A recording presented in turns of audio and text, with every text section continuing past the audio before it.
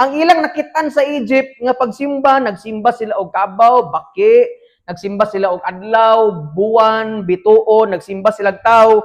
Mo nang ilang unahuna nga ang tinuod nga Ginoo, mao pa ning mga Ginooha mo nang dili kalikayan nga sila naghimo gid sila og Ginoo nga ilang ingon pagid sila nga mga katawan sa kuan mao ni Ginoo nga nagpagawas nato sa Egypt.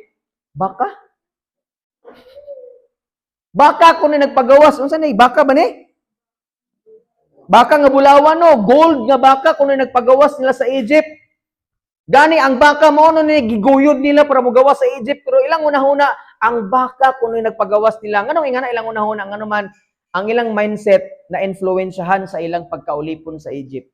Mo nakita pod pag unsay ato makitan sa tong ginikanan nga normal mao po'y buhaton sa mga anak. Pag unsay makitan sa silingan nga normal mo'y buhaton sa anak. Mo nang matinga ka kay kanang pastor normal naman ning samo mamalikas pastor murag kanang uy buang nga na murag wa dili na mi mapiktuhan kay normal sa amo kining mamisti mangyawa normal ni sa amo pastor kaning magsugal kaning magubog-ubog normal ni sa amo pero karon igsuon pag Christian ka gisugo ka sa Ginoo nga kanang mga butanga abnormal na no dili na siya normal amen ba na pa ba ang tanan mo nang igsuon ang pagsimba manggod sa Dios sa laing nasod maghatag og nindot nga benepisyo mao ni minaw ha.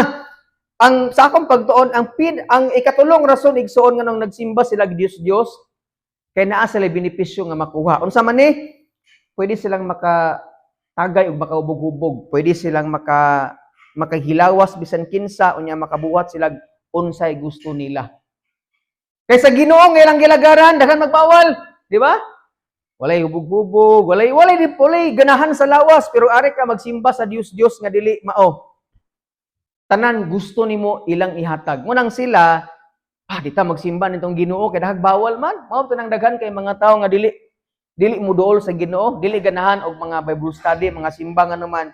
Ang tanang bawal nila pugngan sa Ginoo. Mo na ingon sila kining Ginoo nga gisimba nila Pastor Killjoy. Tanan nga imong gusto bawalan ka. Pero sa pagkatinuod lang igsuon, tanan basta sayop gani ang Dios nga gisimba. Puro sayop og daotan ang buhaton sa mga nagsimba niini. Amen. Basta sayop gani ang Ginoo nga gisimba igsuon, ang automatic nga ang binuhatan sa mga magsisimba sayop pod. Mo nang diri sa simbahan wa kay nakit-an og maghuman diri mag Thanksgiving ta nay mga lungnik dito sa likod. Way hatag si pastor. Inaghuman og mo nang diri bitaw pagbuhat diri simbahan, moingon man na sila nga inom ta. Mo na ako sila ingnon nga mga kuya na gani mo'y gusto kay ganahan mo na ayaw lang mo diri simbahan